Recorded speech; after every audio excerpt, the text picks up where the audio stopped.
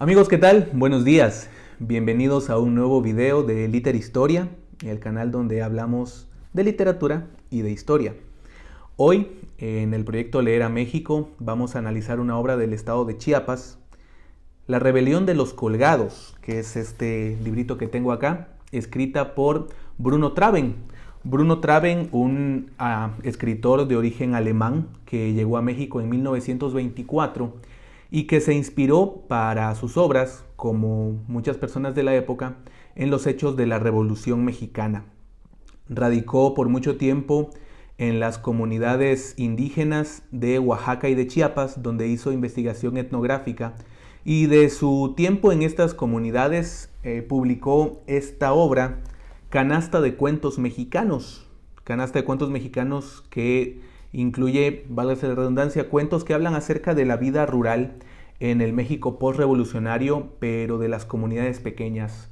No la postrevolución de la Ciudad de México o de los actores políticos, sino más bien lo que Luis González y González llamaría muchos años después la microhistoria, los hechos que suceden en el día a día, en la vida cotidiana de las comunidades pequeñas. Una de sus obras más famosas es su novela Macario, que fue llevada al cine en el año 1959 con una interpretación magistral de don Ignacio López Tarso. Y muchas otras de sus obras han sido llevadas también a la pantalla grande. Hay una anécdota respecto a este hombre, respecto a Bruno Traven. A su muerte en el año 1969, él pidió que no fuese enterrado, sino que fuese cremado y que después sus cenizas fueran esparcidas en la selva lacandona. La anécdota es la siguiente, y ustedes la van a encontrar en el anecdotario del libro de la Real Academia de la Lengua Frailescana, publicado en Villaflores, Chiapas. Se dice que se encargó a dos hombres que en una avioneta vinieran a la selva lacandona a esparcir las cenizas, como había sido el deseo del señor Traven. Así que ellos salieron de Ocosingo, tomaron su avioneta, llegaron a la selva, y cuando llegaron ya al lugar en donde ellos dijeron, bueno, aquí deberíamos poner las cenizas, la persona que llevaba el cofre con las cenizas abrió el cofre y después abrió la ventanilla. Al momento de abrir la ventanilla para esparcir las cenizas, entró aire. Eso hizo que las cenizas se alborotaron y más o menos la mitad de las cenizas, en vez de terminar en la selva lacandona, terminaron en la boca del hombre que llevaba este cofre. Si es cierto o no, no lo sé. Solamente las personas que vinieron lo sabrán, pero bueno, cuestión anecdótica de él. Publicada en el año 1936, La Rebelión de los Colgados, junto con algunas otras novelas, forma parte de una serie que se llama, bueno, que los estudiosos de Traven han llamado el ciclo de la caoba. Le han puesto este nombre porque el árbol de la caoba es un elemento central en estas obras. La caoba, que es una madera preciosa y que crece mayoritariamente en esta parte. Estamos grabando este video desde Ocosingo, Chiapas, donde yo radico. Y en la selva lacandona es donde se encuentra una muy buena parte de la reserva de la caoba del país. La Rebelión de los Colgados, junto con las otras novelas entonces del ciclo de la caoba, nos van a hablar acerca de la condición de las personas que trabajaban allá en la montaña, cortando caoba en las monterías. De acuerdo con Traven, una montería podía estar en un camino como estos a unas 3 o 4 horas desde Ucutzin, hoy Ocosingo, Chiapas. Los indios tzotziles o celtales entonces caminaban, buenas tardes, adiós, caminaban en este tipo de terrenos por cerca de 4 horas bajo el sol, la noche, la lluvia, el frío, sin alimentos. Vean ese árbol. Estos son los caminos rurales de Ocosingo, Chiapas. Aquí viene un niño que vive aquí en Arroyo Santa María, que es la comunidad a la que fuimos a visitar. Adiós.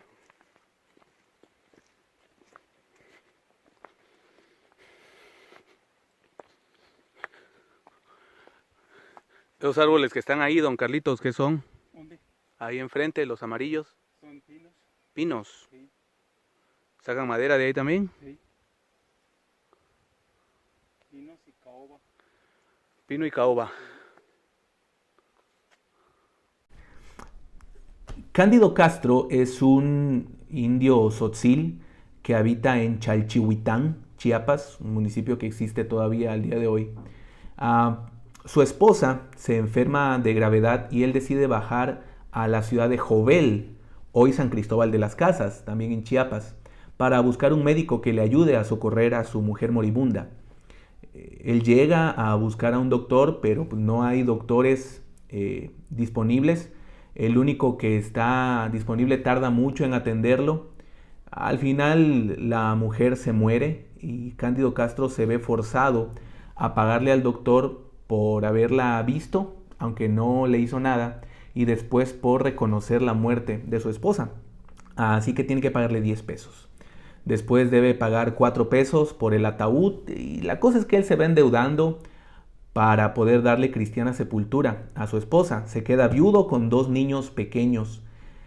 Estando ahí en Jovel es enganchado por el enganchador, válgase la redundancia, que en aquellos tiempos era la persona encargada de buscar a la fuerza de trabajo. Era una persona contratada por los dueños de las monterías, por los dueños de los lugares donde la caoba era cortada y trasladada, para buscar mano de obra barata, sobre todo personas indígenas que estuvieran pues ahí viendo qué hacer o que tuvieran necesidad de dinero y eran llevados con mentiras y con engaños a trabajar en otros lugares. Cándido Castro entonces es enganchado juntamente con sus hijos y llevado desde Jovel, hoy San Cristóbal de las Casas, hasta Ucutzin, hoy Ocosingo, Chiapas, ciudades que están más o menos hoy a 90 kilómetros de distancia.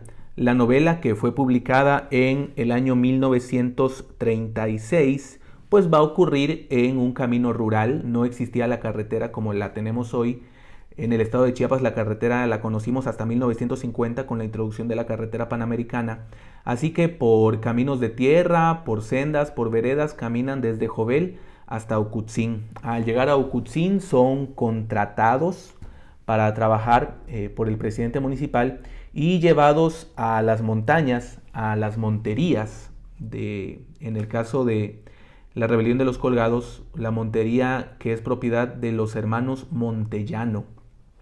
Al llegar ahí él se da cuenta de que va acompañada con otras personas de su misma condición, la mayoría de ellos indígenas tzotziles, y comienzan a trabajar de sol a sol para los hermanos Montellano. Me di a la tarea de buscar una de estas monterías, ya no existe hoy por supuesto, pero de ir a una de las comunidades donde en algún tiempo existió una montería y quiero que vean el siguiente video para que conozcan el camino. Los caminos rurales del municipio de Ocosingo, Chiapas. Estos caminos seguramente fueron los que caminaron los indios zoques, tzotziles, celtales, que vinieron desde Jovel, hoy San Cristóbal de las Casas, hasta Ucutzin, hoy Ocosingo, para después llegar a las monterías, lugares de donde se obtenían maderas preciosas como pino, cedro y caoba. De acuerdo con Traven, en La Rebelión de los Colgados y otras novelas que hablan acerca de la relación laboral que tenían los indios con este árbol de la caoba, pudieron haber caminado por caminos parecidos a este entre 3 y 4 días. Ahora vamos de bajada, pero hace rato hicimos la subida, 2 horas a pie. Ahí está mi guía, don Carlos Gómez. ¿Qué les pareció el lugar? Está tremendo, ¿eh?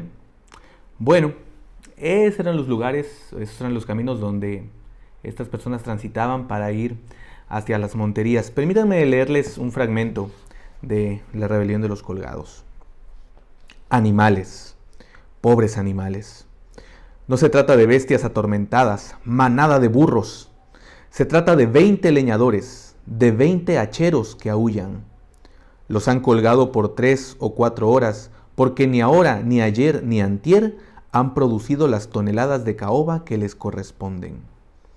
Ustedes son unos pobres inocentes, unos ignorantes, pero dentro de 3 días sabrán lo que son 4 toneladas. 2 toneladas es la producción normal de un leñador ejercitado y fuerte como un buey. Y ahora, el tal por cual de don Acacio quiere que tumbemos 4 toneladas diarias. Al que no puede, lo cuelgan de un árbol, atado de los 4 miembros y hasta de los 5, durante la mitad de la noche. Entonces llegan rondando los mosquitos, porque la cosa ocurre al borde de los pantanos, sin contar con las hormigas rojas que llegan por batallones. Pero no necesito darles más detalles.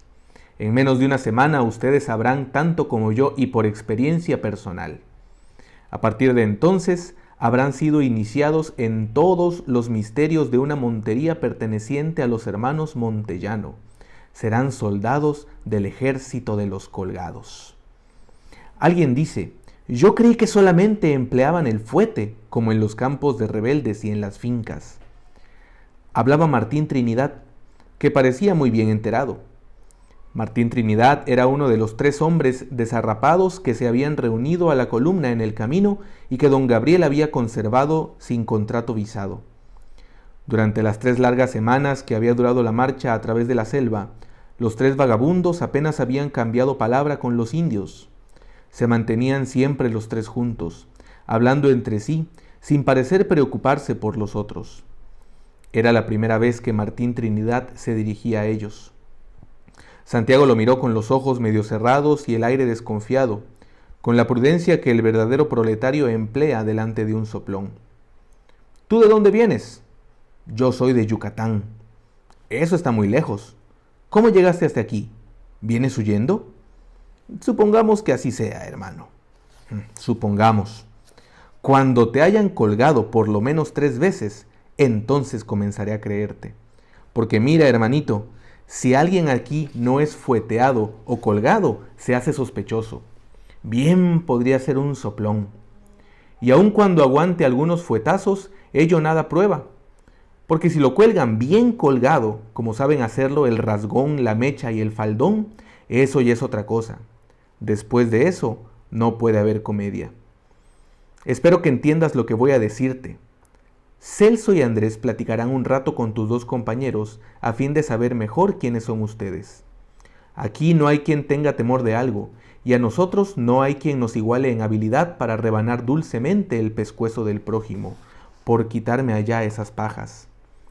La cosa puede ocurrir incluso desde a 20 pasos del jacal sin que el interesado lo sienta en absoluto, sin que se dé cuenta siquiera de la forma en que el alma asquerosa de un soplón baja hasta los infiernos. Como verás, a nosotros todo nos tiene sin cuidado, hasta sus plomazos, porque no se dispara sobre un hombre de quien se esperan 4 toneladas diarias. Un muerto no puede tumbar árboles, ¿no es verdad? Lo más que pueden hacer es prendernos, pero ya estamos tan acostumbrados que nos da exactamente lo mismo. Antes nos golpeaban salvajemente cuando no podíamos tumbar más de 2 toneladas, pero llegamos a acostumbrarnos y eso de nada les servía. Al contrario, mientras más nos golpeaban, menos producíamos. Es por ello que los Montellano discurrieron colgarnos. Es horrible, espantoso, pero solamente mientras se está colgado. Al día siguiente ya se puede trabajar y tumbarle sus 4 toneladas. Esta nueva invención les ha resultado realmente eficaz, porque el recuerdo, el solo recuerdo de lo sufrido y el temor de ser colgado nuevamente te hacen sacar fuerzas para tumbar las 4 toneladas, aunque ya a la primera tengas las manos desolladas. Solo que nosotros ya hemos llegado al límite, y pronto su nueva invención también habrá de ser inútil. Con Celso, por ejemplo, ya no les queda qué hacer. Cuando ha estado colgado durante 4 horas y el guapo se aproxima a desatarlo, Celso le grita: tú! Llegas justamente cuando mejor me siento. Me estaba quedando dormidito y se te ocurre perturbar mi sueño. Celso fue el primero. Ahora somos unos 6. El secreto consiste en que los hombres pueden llegar a ser como los bueyes o los asnos y quedarse impasibles cuando se les apalea o aguijonea, siempre que hayan podido rechazar dentro de sí todo instinto de rebelión. Martín Trinidad nada contestó. Muchas voces se levantan en nuestro país respecto a cuál es la verdadera opinión sobre los años que duró el porfiriato. más o menos de 1876 hasta 1910, 34 años aproximadamente. La historia oficial nos ha enseñado a despreciar completamente el gobierno del general Díaz. Esto tiene una razón historiográfica, por supuesto. Nosotros fuimos gobernados más de 70 años por el PRI, la revolución vuelta a institución, la revolución vuelta a gobierno. Y pues, ¿quién es el mejor antagonista de la revolución? Porfirio Díaz, ¿no? La historiografía maniquea nos ha enseñado eso. Si queremos exaltar a un personaje o si queremos exaltar a un movimiento, hay que despreciar al anterior. Y eso los políticos lo saben muy bien. Hablemos del porfiriato. Cierto es que se logró el primer superávit nacional desde la independencia. Cierto es que las comunicaciones y los transportes se desarrollaron como nunca. Cierto es que don Porfirio logró una paz social que no se había visto desde que México logró su independencia de España. Y sí, todo esto debemos reconocerlo.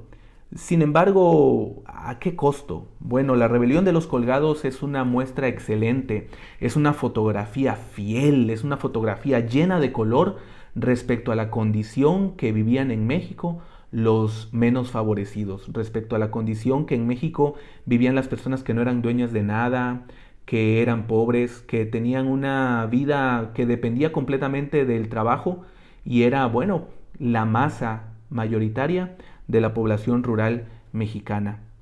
¿Debemos condenar completamente a don Porfirio? No creo. Le debemos muchas de las cosas que tenemos hoy. El Palacio de Bellas Artes es una de las mejores. ¿Debemos alabar a Porfirio Díaz por las cosas que permitía? Bueno, leer la rebelión de los colgados nos va a decir que no. Pongamos las cosas en su justo juicio. Cándido Castro es un ejemplo perfecto de lo que vivían las personas y de verdad deben ustedes leer la rebelión de los colgados para que entiendan lo que la gente vivía, lo que la gente sentía y por qué es que ocurrió la Revolución Mexicana. Uno se pregunta cómo la gente salía de su lugar de origen, por qué la gente dejaba a su casa, dejaba a su mujer, a sus hijos por irse a pelear. Bueno, lo que le pasó a Cándido Castro nos explicaría perfectamente el origen de la Revolución Mexicana. Les invito a leer La Rebelión de los Colgados de Bruno Traven y a que podamos a través de ella entender un poco mejor las causas y las razones del inicio de uno de los capítulos más sangrientos pero también más significativos de nuestra historia, la Revolución Mexicana. Muchas gracias por ver, espero sus comentarios. Por favor, si el video ha sido de provecho, si ha sido bueno para ustedes, si han aprendido algo, déjenmelo saber en sus comentarios, pongan su like, toquen la campanita porque el próximo video va a ser cuando yo quiera. Así que estén atentos de eso. Gracias, hasta luego.